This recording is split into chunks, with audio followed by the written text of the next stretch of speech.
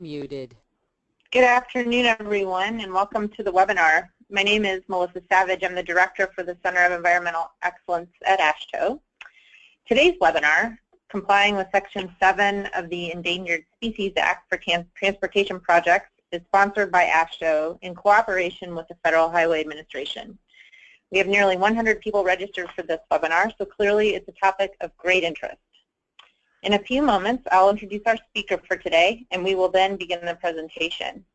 And first, to give everyone a chance to join the webinar, I'll just say a few words about the Center and its products.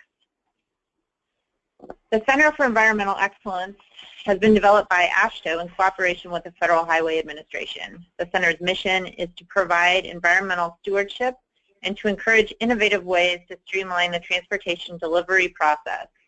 On our website, we offer a wealth of information for environmental and transportation practitioners.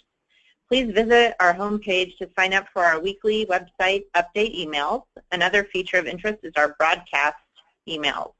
These periodic emails will announce new center products and programs. On the website, you'll also see practitioner handbooks.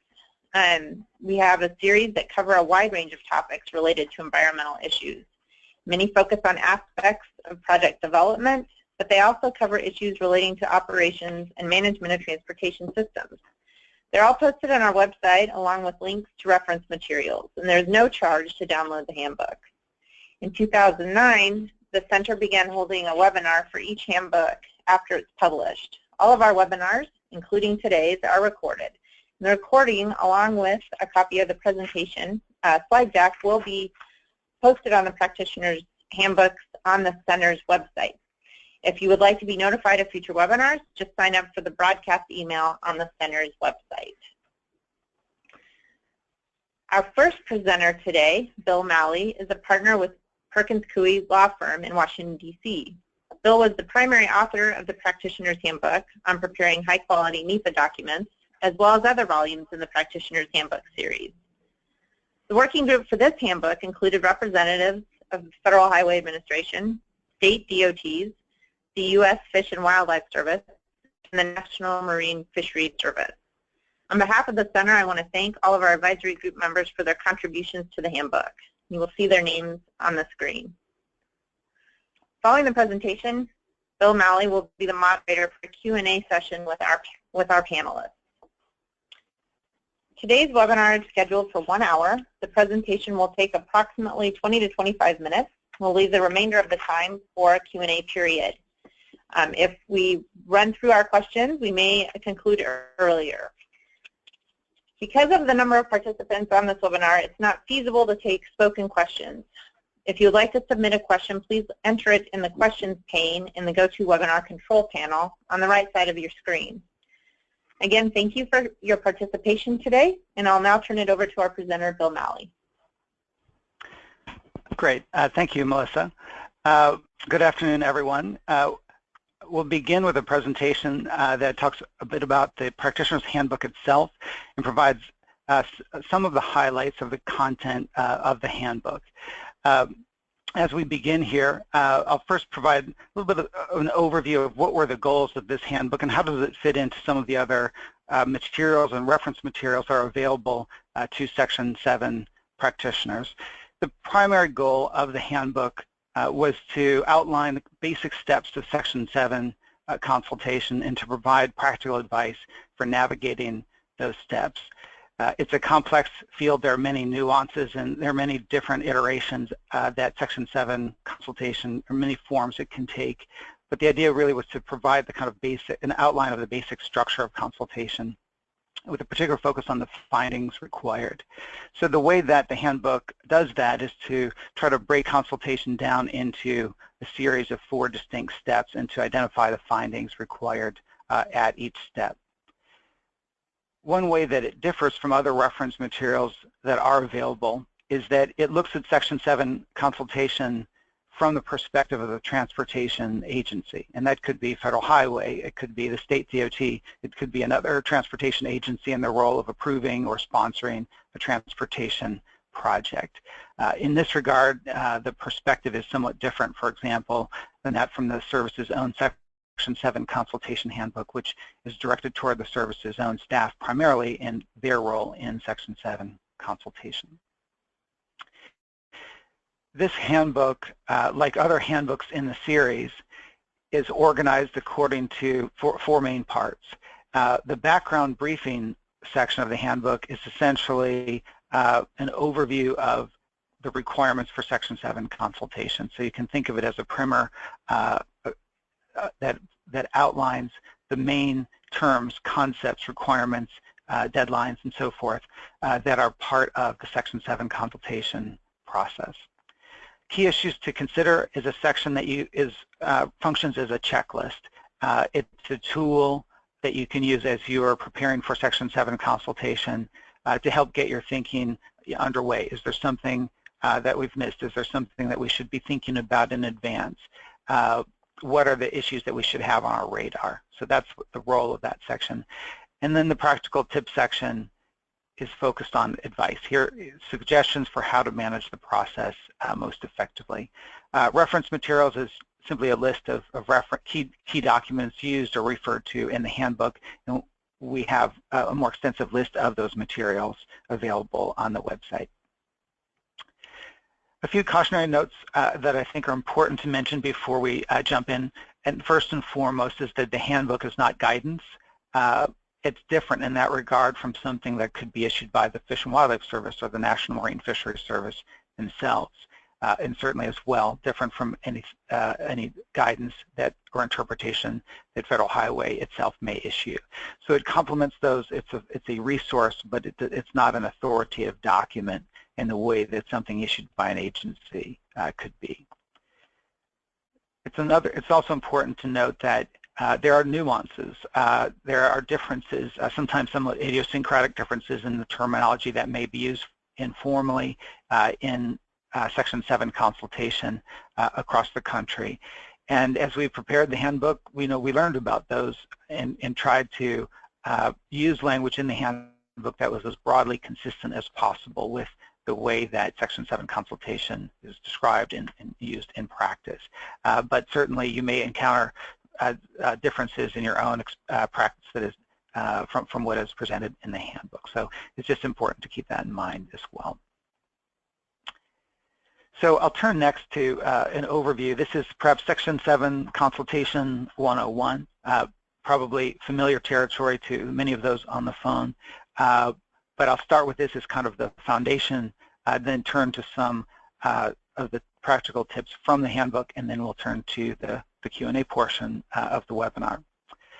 I think first it's important to think of Section 7 as part of a larger overarching program of requirements established in the Endangered Species Act. And the overarching goal of that act is both to protect imperiled species from extinction and to promote their recovery. And when we think about Section 7, it's in that larger context that it's important to understand, to both protect and to promote the recovery of species and their ecosystems. The Endangered Species Act has several components to it. Section 7 fits into that larger set of requirements. Section 4 is the listing of species, and there's of course a whole series of regulatory activities that the services engage in to list species and also to designate critical habitat for listed species. Section 7 itself has two very distinct components: the conservation obligation, which is an affirmative duty to protect species, and the consultation obligation, which is what we'll be focusing on. The consultation obligation itself includes a substantive component, the duty to avoid jeopardy or adverse modification or destruction of critical habitat. And so it has those two components. There's also a requirement that ties into this but is distinct, Section 9, the prohibition against taking any listed species. We won't talk in much detail today about what a taking is, but I think as most are aware, it is a broadly defined term. And then Section 10, which is not likely to be of great relevance for projects that go through a federal approval process. 10 is an authorization for the services to issue permits for the incidental take of species. A very similar function is provided by an incidental take statement as part of Section 7, which we'll talk about. Now, as we think about Section 7 consultation, there obviously are these two components, the informal and the formal. And as we go through the steps, we'll talk in more depth about what occurs at each of those stages. Through formal consultation, as I mentioned, one can obtain the incidental take statement, which is the equivalent of, in a practical sense, of obtaining a permit for incidental take of a species. There are a couple of terms that come up again and again that I want to highlight because of their kind of fundamental importance in understanding the role and the responsibility of agencies engaged in Section 7 consultation. Action is defined broadly enough that it encompasses essentially the same broad range of federal activities that NEPA also covers. While the wording is different, the concept is where is a discretionary federal action, it's going to trigger Section 7 consultation, whether that's a funding or a permit or what have you. Action area also defined broadly to encompass the direct and indirect effects of that federal action. And that's important because the breadth of that geographic area is going to define the species that may need to be considered as part of that Section 7 consultation. And often determining the scope of that action area itself is a challenge. Effects has a very specific definition. It again includes the direct and indirect effects, not only of the action, but of other interrelated or interdependent actions, a concept that's analogous to a connected action under NEPA. And so to assess effects, one needs to define what are there other actions that are interrelated or interdependent with the proposed action. Cumulative effects, we'll note, is separate from effects. There's a specific definition of cumulative effects under the ESA, and that's covered in the handbook as well. Also fundamental to Section 7 consultation are the documents that are produced at various points, and I've mentioned the big three here. Again, I'm sure it's familiar, but what's important to note about these documents, a couple things. One is for the biological assessment, an important question is when is that required? And the trigger is major construction activities, which is defined essentially as projects requiring an EIS, if species may be present in the action area. And we'll come back to that at a later point in the presentation. Important, kind of foundational concept is that the BA is the responsibility of the Federal Action Agency. The BO, or biological opinion, is the responsibility of the services.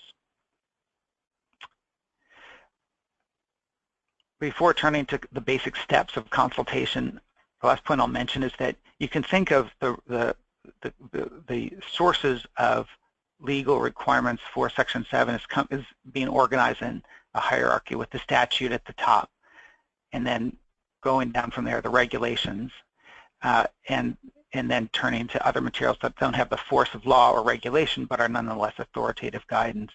An important one to highlight is the Services Section 7 Consultation Handbook, which, while it was issued a good number of years ago now, remains a very frequently referred to source of guidance and interpretation, and many of the nuances not addressed in the consultation regulations are covered in the consultation handbook. And the practitioner's handbook that we've prepared through AASHTO really attempts in a lot of ways to synthesize information that's in both the Section 7 regs and the Services Section 7 consultation handbook. So I'll turn next to the steps. I think the jumping off point for this is that Section 7 consultation, while it's not laid out in the regulations in a step-by-step form, conceptually it does involve a series of steps. And those are really defined by a set of findings that are called for or allowed under the consultation regulations.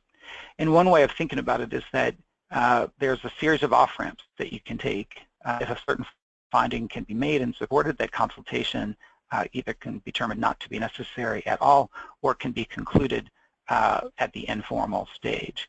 If those off-ramps are not taken, then consultation continues, ultimately culminating in formal consultation with a biological opinion. So what we tried to do in the handbook was to depict this process in simplified form as a flowchart, and then use that as kind of the framework for exploring the different requirements that exist, and also for providing some tips for how to navigate that process. An obvious but important caveat is that if you try to take what's in the Section 7 regs and put it into a flowchart, you inevitably oversimplify to some extent, and that's noted in the handbook. There are many permutations that can't be captured, at least not in a flowchart that could be presented on one page or that would be useful. So what you see on the screen now is the flowchart itself. It's just excerpted from the handbook, listing the findings. And I think an important point to note is that the finding that goes off to the side is the off-ramp. So at the first step, that a particular species is not present in the area. There's no need to consult then on that species. At the second step, the species is present, but there's no effect, no further consultation needed for that species. And then at the third step, a finding of not likely to adversely affect, and the process ends for that species. So those findings each represent off-ramps. An important concept to kind of keep in mind is that who's the decision maker with regard to that finding, and understanding who decides what is really, again, critical to understanding the Section 7 process. An example would be the no effect finding made by the Federal Action Agency, for example, Federal Highway, does not require concurrence. By contrast, not likely to adversely affect, it's made by the Federal Action Agency but requires the concurrence of the service for that species. Obviously, in the last step, Section 4, formal consultation, that's the service's action. The service is the one issuing the biological opinion. One thing to note is that, well, certainly the hoped for outcome of Section 7 consultation is a finding of no jeopardy and no destruction or adverse modification. It's possible under the statute for the agency to find that, in fact, action would cause jeopardy or destruction or adverse modification of critical habitat. If that occurs, the service's obligation is to propose reasonable and prudent alternatives that would avoid jeopardy, and that would essentially put the ball back in the court of the agency, and you could loop back and go through a process again. So what we really focus on primarily in the handbook is a process that culminates in the finding of no jeopardy, but it does acknowledge that there is that possibility of a jeopardy finding, and additional steps would be needed in that event. So I'll mention, and this is just really in summary form, a few of the key points from the handbook about these steps. At the first step, the focus is on whether a species may be present in the action area. Things to think about there is, how broadly defined is that action area? Do we know what it is? Have we defined it broadly enough? Do we have agreement on what that action area may be? And generally, of course, it will be defined broadly at that step. What does it mean that a species may be present at that stage? Oftentimes, a question comes up, can we establish, if we can establish that this species is not present, can we conclude consultation at step 1? Another important point to note is the requirement to request a species list, just the way it's written in the regs, it's part of the preparation of a BA, and a BA is not always required. It's nonetheless a prudent step to take as a way of reaching, ensuring that there is a common understanding of what species are and need to be considered in the process. At step 2, the issue is whether the action may affect the listed species or critical habitat. This is the Federal Action Agency's role to make that finding. At the same time, this is a fairly low bar. May affect, as described in the handbook, doesn't mean it's a large effect, a severe effect. It's really, is there exposure of the species to some change, and is there some response to that exposure? And that, again, is addressed in the handbook. At step 3, obviously this is a very critical step because it determines whether it's necessary to move forward to formal consultation. And of course, that's defined as not likely to adversely affect, and that does require the service's concurrence. And typically this is being done based upon some fairly substantial documentation, often in the form of a BA. On formal consultation, the starting line is the submittal of an initiation package that is complete. Now, one question would be complete in whose opinion, and whether there is agreement between the Federal Action Agency and the services about its completeness. There's not necessarily an easy way to resolve those issues, and that's, again, one of the issues addressed in the handbook. But the concept is that when there is a complete initiation package, formal consultation begins, and that would typically include a BA and perhaps other materials. That triggers the 135-day period to conclude with the biological opinion, and that period can be extended for various reasons. The most important point about the biological opinion, of course, is the fact that it is the services document. There are circumstances where the services may share that document in draft form with the action agency in whole or in part. One thing we can talk about in the Q&A portion is when is that done, and in what form, and what is the best use of that opportunity. One example, though, is providing a draft of the project description to ensure that it's accurate and it's complete, and that there's agreement on how that project is described, because that's such a critical piece of the agency's analysis. And again, the BO will include the incidental take statement. From a very practical standpoint, that functions as a permit and has the kind of legal ramifications of a permit in the sense of it being binding on the action agency. I'll just briefly mention a few other issues that are commonly come up in the context of Section 7 consultation. There is a legal standard for the quality of the data that should be used, the best scientific and commercial data available. Many different views on what that is. I think as a general rule, it means on one hand, the agency is not required to do new scientific research. On the other hand, there is certain obligation to go gather information, and figuring out what that means in practical terms in a given project is often something that requires some back and forth between the agencies. The service's policy is to give the benefit of the doubt to the species, so that if there is uncertainty or a lack of information, to assume that there is an effect rather than the other way around. And that's something that guides, I think, often the service's approach to these issues. Several other beyond the species that are listed, there are also species that are still proposed for listing, or that are candidate species that have not yet proposed.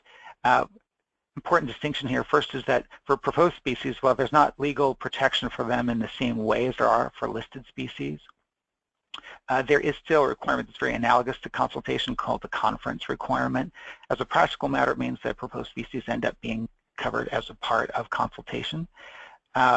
What culminates through what would be the equivalent of formal consultation is, rather than a biological opinion, something called a conference opinion, which has the same content in a lot of ways as a biological opinion, but is not binding. For candidate species, these are kind of earlier in the listing pipeline where they're not yet proposed for listing. They may be considered, but they're not necessarily addressed in the same way as proposed and listed species in consultation. And one thing, again, we can talk about in the Q&A portion is what is the appropriate level of consideration to be given for candidate species. I think clearly the backdrop for that is that if they could easily become proposed or in fact become listed during the project, and in which case ESA requirements would apply, so some consideration may help to avoid delays at a later stage. I'll conclude with several practice tips which are gleaned from the handbook, and are really just highlights of some of the suggestions included in the handbook. You can think of these as kind of the key takeaways from the handbook. First, Section 7 trigger is very similar to NEPA trigger, so that if there is a discretionary federal action, that action is subject to Section 7 in some requirements. What that means as a practical matter may be very little if there are no endangered species present, but it should always be thought about when a project is subject to NEPA. That means as a practical matter that not just Federal Highway, which perhaps is funding the project, but also the Corps of Engineers issuing a permit, both have an obligation to comply with Section 7. a categorical exclusion may avoid the need for NEPA review, but does not in any way exempt a project from Section 7, and indeed the need for Section 7 may bump a project out of a CE in some cases. There are findings, as I've talked about earlier. Those findings should be supported in some way. The level of detail needed for those findings in the support in the project file is one of the questions that always comes up, and of course it varies from case to case. But just think in particular the challenge of proving the negative, so to speak, is one of the common dilemmas, especially for projects where it seems perhaps self-evident to some, but the question needs to still be asked, how do we know that? Where's the support? For biological assessments, as I mentioned earlier, the basic trigger for a BA is not tied to the severity of the effect. It's essentially that it's a major construction activity, meaning an EIS, and that species may be present in the action area. So be careful about assuming we don't need a BA. It may well be that a BA is needed, even if it's ultimately concludes that there's no effect on the project. Another important point is that a project for which an EA, for example, is prepared so that legally a BA is not required, it may require documentation very similar to a BA, so that as a practical matter, the documentation requirement is not that different, even if it's not called a BA. An important component of Section 7, as well as coordination with all of the other requirements that come into play in NEPA. This is addressed in some detail in the handbook, looking not only at NEPA but at the Section 139 environmental review process, at the various other environmental laws that protect species, and looking at the interplay between Section 7 and those other requirements. I think a key area of focus for Section 7 practitioners has to be, how does this fit into the NEPA process? How much time will we need, and where does that fall in terms of NEPA milestones? Oftentimes, Section 7 is somewhat backloaded as a result of the fact that it focuses on the preferred, and the preferred may not be identified till a relatively late stage. And so, for example, if formal consultation is needed, building that in is so critical. In terms of the findings, as I mentioned earlier, understanding which agency makes or concurs in each finding and being clear about that in the documentation is also important. There is, just as one example, sometimes a question about with a no effect finding. Okay, that's the federal action agency responsibility. What consultation or input should be requested from the services on that? Clearly, they should be involved. At the same time, the process does not require their concurrence, and that's something that also needs to be considered. Last but not least, the project description, because it provides really the foundation for any effects analysis. If that's not complete or if it's not current, that will limit the quality of the effects analysis. And so there may be components of the project, for example, that are not initially included because they have not yet been developed. But as they're developed, they need to be added into that project description. Oh, and I have two last ones here before we turn to the Q&A. The NEPA document is a tool for documenting compliance with Section 7. Because it's a process, the NEPA document can be used to show the timeline, the events, the concurrence, the dates on which concurrence was obtained in certain findings. And so in addition to summarizing or describing the impacts on the species, mitigation, and so forth, it's very, very valuable to use the NEPA document to also document the process that was gone through that satisfied those consultation requirements. And equally so, the NEPA document can be used to report exactly what findings were made, who made them, on what dates, and it helps to provide a document, a record all in one place showing that the requirements have been met and how they've been met for each species or designated critical habitat. Then lastly, Section 7 responsibilities continue after the NEPA process ends. It's a process that certainly culminates at some point during the NEPA process, perhaps in a biological opinion or in one of the other off-ramps as I described them earlier. But there are any number of circumstances that could arise after NEPA. that could give rise to the need for additional consultation. And so in that sense, we're never entirely out of the woods until the project is complete and there's no longer federal agency involvement. An important point to keep in mind is that many of the findings that are made in the Section 7 process hinge on certain assumptions about the project. If, for example, a particular design or a particular feature of the project that's been incorporated into the design. If that assumption is no longer valid, then the finding also needs to be reassessed. And so that is another reason to keep an eye on Section 7 even after the NEPA process is complete. So that concludes the presentation portion. We're going to turn next to the Q&A portion, but I'll first turn it back to Melissa, and then we will begin the Q&A portion. Thanks, Bill. As Bill mentioned, in just a few minutes, we'll open the Q&A period.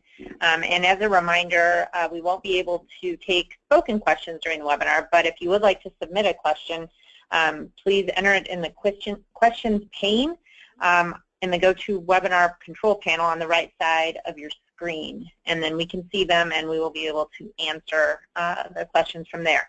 If you don't see the control panel, if you click on the orange arrow on the right side of your screen, the control panel should reappear. And as Bill is pulling the questions, I wanted to mention just a few of some activities that have been happening at the center. First, we went through an environmental justice peer exchange over the last year, and I wanted to alert you to the fact that the roadmap for the final report has been posted on our website.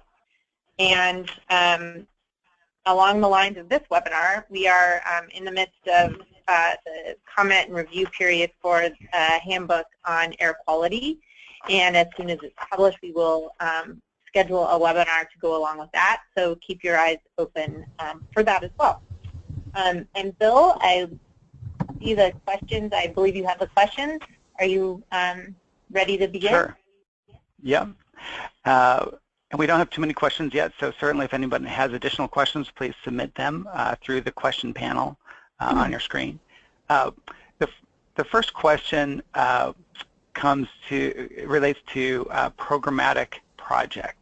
And the question is why the branch chiefs are required to sign off on programmatic projects as they get implemented by the action agencies.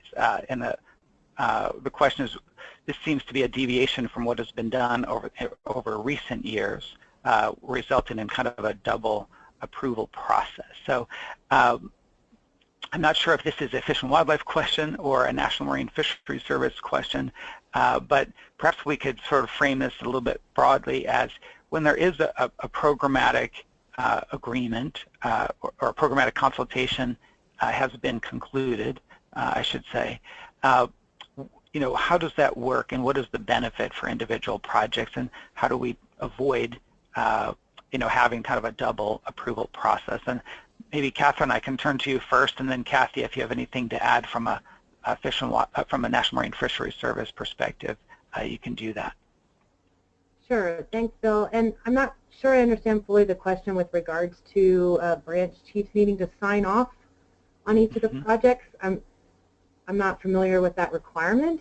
The only requirement that we follow as a practice with the Fish and Wildlife Service is due to basically court proceedings that have said that with programmatic consultations, the service has to actually be able to review every project that is going to use that programmatic.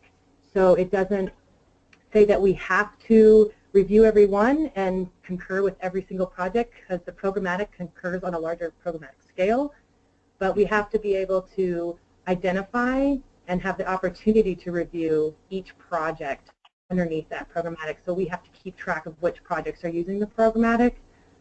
I don't have experience where each project has to be signed off on.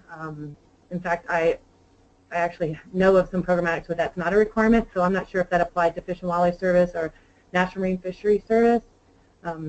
But the service does really encourage programmatics.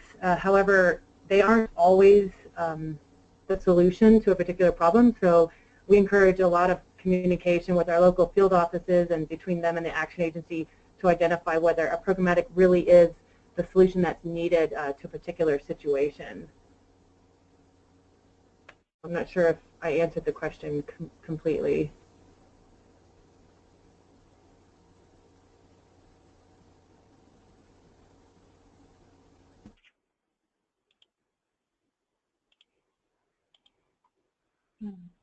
Bill, this is Bill Malley. For some reason, I lost my connection and I am back. Glad to have you back, Bill. Okay. Bill, this is Kathy. I might want to try to add to what Catherine is saying. Sure. Please do. Please do. So this is Kathy from NIMS, and I somehow think this is perhaps more directed to our agency, but maybe not. So I think what the question relates to is the second tier review. When we develop a programmatic consultation that I think folks participating in the webinar may know, this sweeps up sometimes hundreds or thousands of actions that are of a similar nature, and the effects of them generally tend to be small, into one document where we can do more easy processing of those particular actions.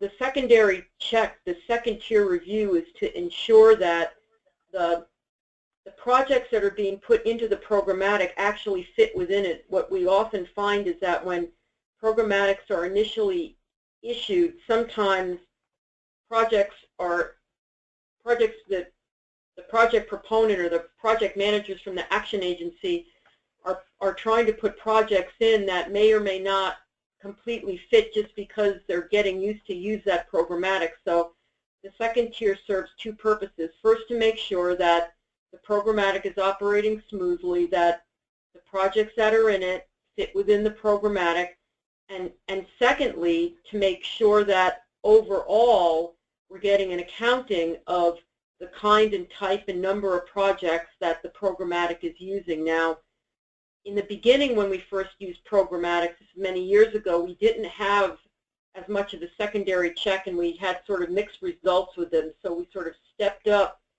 that check of what's going in, and now I think we're sort of reevaluating again, more of an agency standpoint, the level of the secondary check.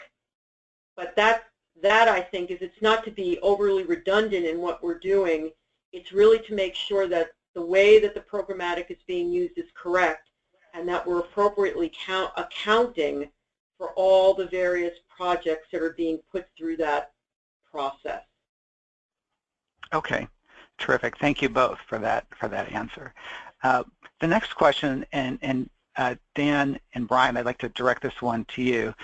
This is kind of a broad question about level of detail in the NEPA process, and the question, I think, is if the NEPA, if the project design is not advanced enough during the NEPA stage to necessarily determine the impacts, is it possible to ask for concurrence with, as the question asks, process and findings so far? And I think what they're getting at is, can you ask for concurrence based upon kind of a level of design that's incomplete and where there's some uncertainty about the effects?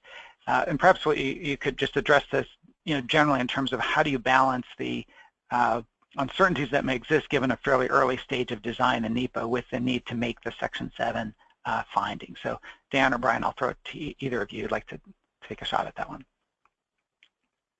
This is Dan, and I'll take a crack at it, and Brian, maybe you can chime in if there's something I haven't covered.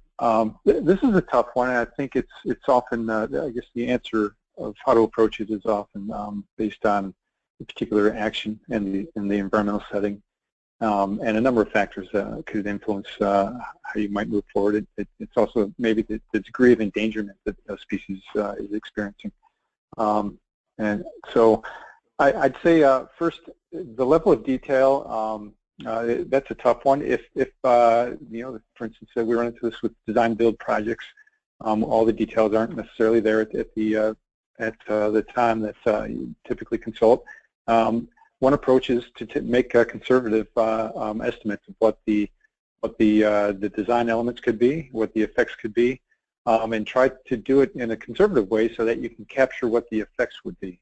And then if at the later stage when the more precise design elements get developed, if the effects analysis for that particular action was sufficient to cover this new information, that there are no additional effects, or that the effects that were described in the environmental documents were or the actual effects were less than what was described in the environmental documents, then you're covered for that action in a consultation, and it may preclude the need to reinitiate. Another approach is to if the information on the, I guess, particular elements of the action is deemed to be fairly critical to the effects analysis, and let's say that it's a species that's fairly endangered, or more so than others, then you can also there is nothing that prevents us from developing additional design details for the action, and if that seems to be an important approach, then that's one that we should pursue. And so that's yeah. Great, thank you, Dan. And Brian, did you have anything to add on that topic? Just the only thing I'd add, and it's important to understand what are the critical elements, either in design criteria or types of activities you're doing on a project that result in effects to the species you're working on. Often we might not have enough information or design in for the entire project, but we understand well enough what types of activities on our project would have these effects, so we might impose some limitations on ourselves. We say we may not know the entire design, but say for dredging, maybe an issue is that the service NIMS doesn't want us to use hydraulic dredging. Maybe we put a limitation. We don't know exactly where everything's going, but we know if we do this type of maybe clamshell dredging, that's fine. So certain restrictions put in place, or maybe time of year restrictions. So understanding the species you're dealing with and the types of effects your actions may have, you may be able to put in limitations and restrictions that would help you get through the consultation to understand the effects without having all the details of that action. Okay, great. Thank you both. The next question goes to I think the practical effect of making this assumption, giving the benefit of the doubt to the species. And the question was, what happens if you assume presence because of a lack of data? Does that mean that you essentially have to prepare a BA or an equivalent document simply because there isn't data available one way or the other about the presence? And maybe Catherine, I can ask you to address this. I think this kind of goes to, at step one, perhaps the service identifies a species on a species list. From the applicant's perspective, it seems overly broad, overly inclusive perhaps. They say that species isn't present here. Do we really need to do a BA? Can you perhaps describe how does that conversation unfold? What are the applicants or the Federal Action Agency's option at that early stage when there is some uncertainty about what species are present?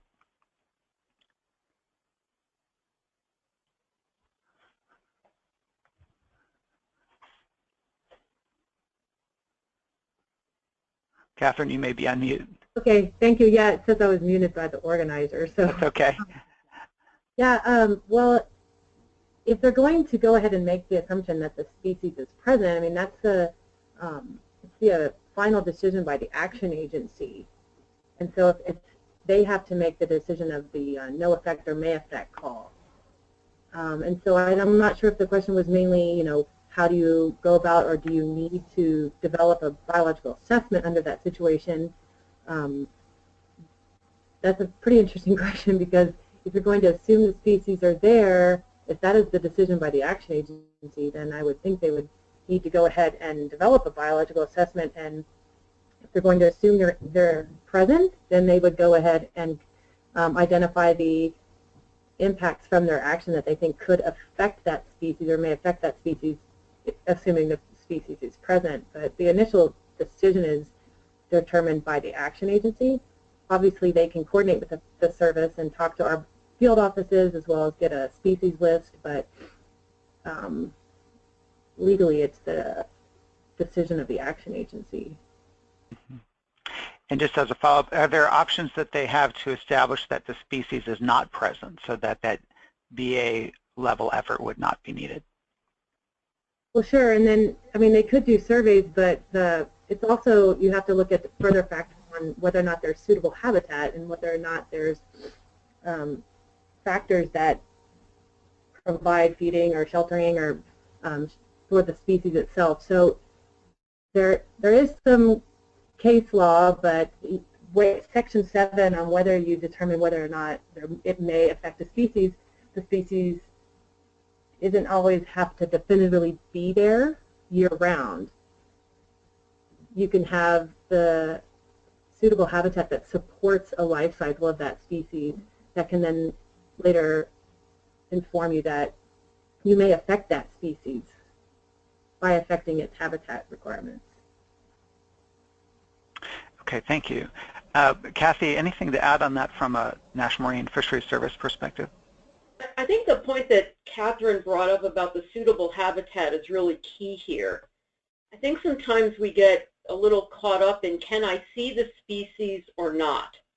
And if I can't see it, then maybe it's not there, and then therefore if I can't see it, then I don't need to go further. But if the habitat is there and the habitat is suitable, that's where you really need to think about whether or not your project could affect and take it from there in terms of the kind of analysis that you want to do and the level of documentation, whether it's either requesting a letter of concurrence or a biological opinion, and working with the appropriate service to help make a determination on whether suitable habitat is there and whether species are found there or not, depending on the life history pattern of that species, is really key here. So part of it is developing a level of rapport and a working relationship with the staff at your NMFS or Fish and Wildlife Service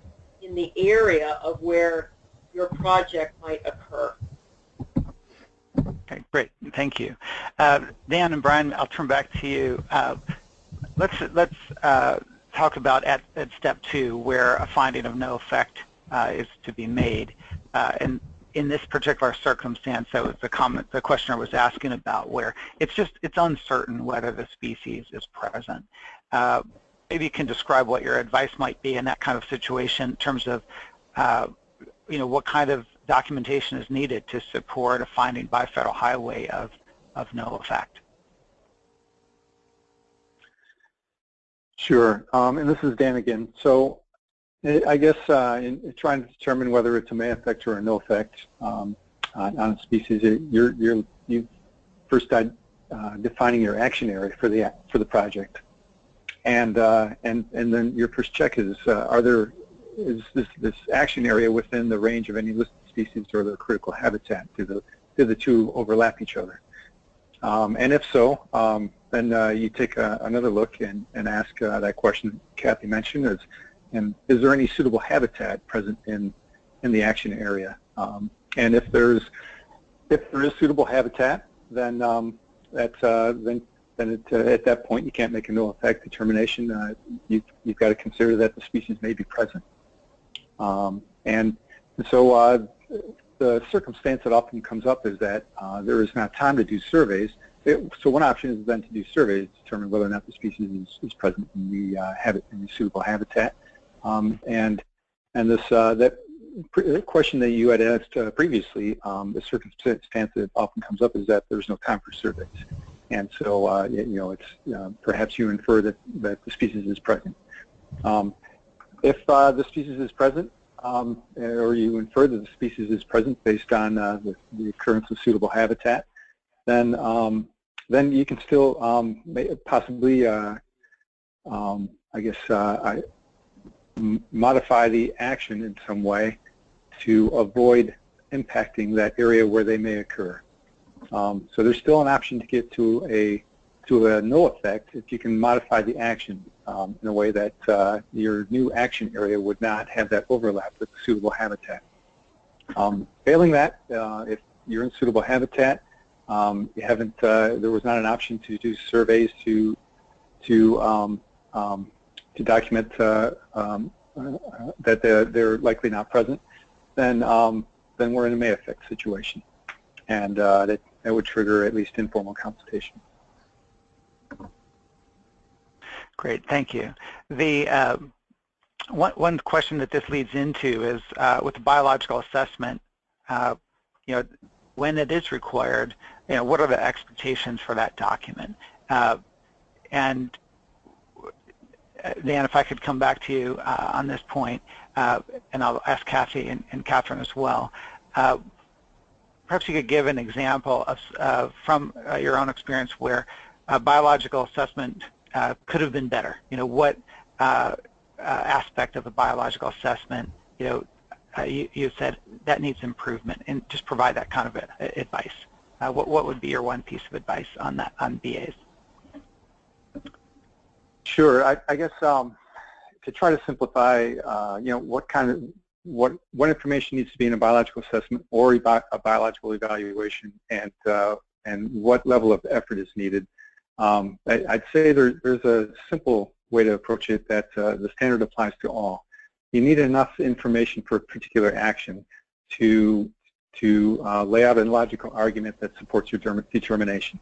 So for some projects, it may not require a great deal of information in a document. For other actions that are maybe more complex and further reaching in scope, there may be a whole lot of information that goes into biological assessment. And so you have to take that into consideration. And then Brian, lend me a hand here. I just lost my track of thought. No, I think that's exactly right. I mean, you have to lay out enough information about what you're doing, where you're doing it, how you're doing it, to understand the effects on the listed resources, be it species or critical habitat that you're dealing with, and then come to a logical conclusion from there. And if someone can't pick up your document and understand you made a determination, why you made that particular determination, then you probably failed. If someone can't pick it up and understand what your action is, just to the extent of understanding the action as it relates to potential effects on the species, then you probably failed. So did you cover all your bases, the potential effects on the species, and was your information logical so you can make a determination? Great, thank Brian, you both. Bill, I had one more point, and that's sure. There was a point that had escaped me. It's okay. So one of the things I often see in biological assessments or biological evaluations is that all of the information is there, but the individual preparing it didn't lay out an explanation or an argument in sort of a linear fashion that explains how they got from maybe habitat being present or the species being present to a no effect or a not likely to adversely affect determination. And so having that sort of summary of looking at the lines of evidence, this was my rationale, this was our agency's rationale, how we arrived at this determination. That aspect is often missing from a biological assessment. Great, thank you. Catherine, I'll turn to you next. Maybe you can describe, as a reviewer of biological assessments that come into Fish and Wildlife Service, what advice you may have to those who are preparing the BAs. Sure. Yeah, I thought Dan and Brian did a good job of explaining kind of the importance of what really needs to be thoroughly laid out in the BA. I would add that when we have kind of, I don't want to say conflicts, but whenever we have obstacles that slow down the process of Section 7, a lot of times it is because of the lack of a sufficiently adequate biological assessment from the action agency, whether it's that the actual proposed action wasn't thoroughly described, or whether or not there was a disagreement in the action area, or what the effects of the action could be, of the proposed action, as well as what Brian was mentioning, the logical chain of thought that connects the effects of the action to the actual determination at the end, on whether it's a not likely or a likely and what the impact would be. There has to be this, there shouldn't be any surprise at the end when you get to your conclusion. I would say that the service definitely tries to encourage coordination with the field offices during the development of a biological assessment so that you aren't, the action agency or their applicant isn't developing it like in a closed box. We're open to communication, maybe even discussions on the effects, and as well as sharing drafts. That happens often. So it's definitely a very important component to the entire streamlining Section 7 process. Great, thank you. We have one additional question I wanted to throw. This I think is directed to Catherine and Kathy.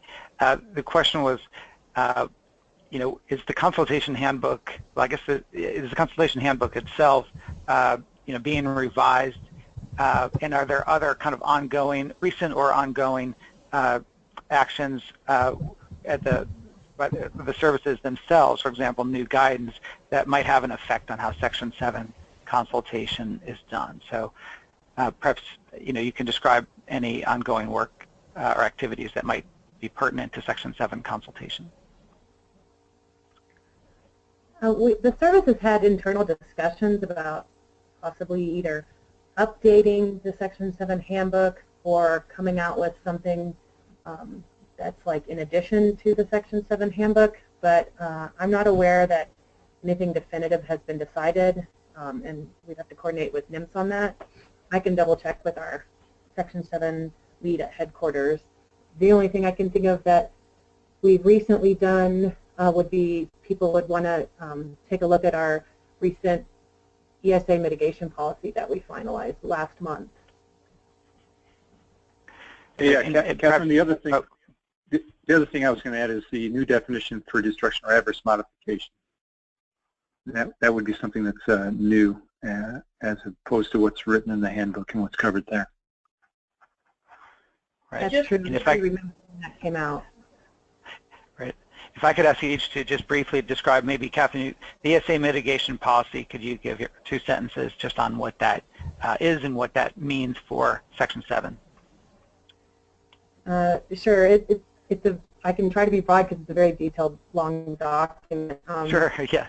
It just lays out actually a lot of things that some of our offices have currently been doing, but it's we're also going to be, we actually have interim guidance on how to implement that ESA policy as well, and there'll be outreach webinars to help further explain the implementation guide, but basically just outlines the situations where there are times when compensatory mitigation may be required to offset the impacts to endangered species, and then it goes into what are some of the tools and mechanisms on which that can take place, whether it's in lieu fee programs or conservation banking or sole source banking. So it basically provides further authorization. I wouldn't say authorization, it just further outlines that there are certain circumstances where the service will be looking at that. Obviously we focus on avoid and minimize, that's our top priority, but in some situations we may not be able to fully offset the impacts, and compensatory mitigation may be requested. And then it goes into pretty lengthy detail on what are some of the mechanisms to help that, as well as the legal process to go about doing that. Great. And then Dan, on the new definition that you referred to, could you just elaborate briefly on that? Sure. The services were sued maybe back in 2004, or circuit courts. A couple of them had said the definition that was in the 1986 regs was, well, I guess I don't know what's the term for it. They had thrown it out, and so just a year or so ago, the services had issued a new definition or destruction or adverse mod, and it's essentially the difference between the two is that the focus is on effects to recovery and conservation of the species. Where in the past the trigger involved affecting both the survival and recovery. Courts ruled that survival. that Congress had intended the focus for critical habitat to be on its value for the conservation of the species, and that survival was not an appropriate consideration. Got it. Okay, let's see. We're almost up on the end of our time. Kathy, perhaps I could turn to you for a final question. Just advice on maintaining a strong relationship between the transportation agency and the services as they go through consultation, and just more generally, what practices have you seen that really help to reinforce good relationships? I'll say that, you know, conversations early and often are really the best way to go, and really trying to work with NMFS on understanding what is your project, what is your proposed action, because as we're developing our consultation document, even if it's a letter of concurrence, all things flow from the proposed action. So if we don't have a sense of what that is and the effects from that, then the conversation tends to kind of grind to a halt and create time issues in terms of getting our documents done and you guys getting your projects underway. I'd also say that sort of, you know, when I worked in the Northwest, we used to say, think like a fish.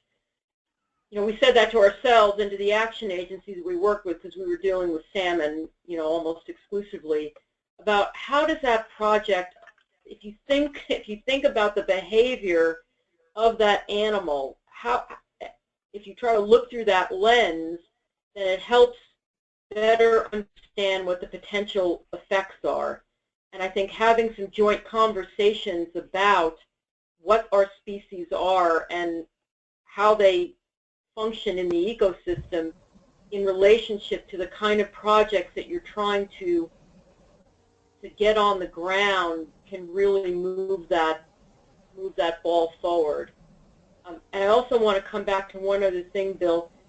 We also released with Fish and Wildlife Service an incidental take statement rule that talked about use of surrogates in our incidental take statements, define certain kind of programmatic actions. So I would invite the folks participating in this webinar to take a look at that as well. And we within NMFS are talking about trying to at least provide some internal updates for ourselves to the handbook. The extent to which we can share those with outside organizations is somewhat depending on the ability to do rulemaking, which at this point we're not doing because there's a bit of a moratorium on that. But the goal would be to try to get, you know, any sort of changes that we're making in relationship to the handbook out to people to help them understand, in light of new policies and rulemakings and case law, how that handbook has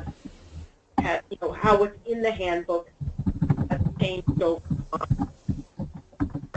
Fundamentals of the handbook, the one final thing, the fundamentals of the handbook are still there, but because of changing policies and case law and practices, that's where we think about, you know, how to update that handbook to the contemporary needs of not only from the services standpoint, but the practitioners on the ground from action agencies that are implementing projects. Great, thank you. And just before we conclude, I'll just answer one last question. Is the practitioner's handbook itself still, in a sense, current, even with the various changes that are happening? And I think the short answer to that is yes, because what the practitioner's handbook is doing is really focusing on kind of the fundamentals of Section 7 consultation, and those have not changed. So it remains accurate in that regard. Okay. Well, I want to thank all of our panelists. Also thank everyone who has taken an hour out of their day to call in to the webinar. Thank you for your time today. And I'll turn it back over to Melissa to conclude. Thanks, Bill, and thanks to our panelists and attendees today. And as just a friendly reminder, we will have this webinar posted on our website as well as copies of the ESA handbook. Thank you, and the webinar is now concluded.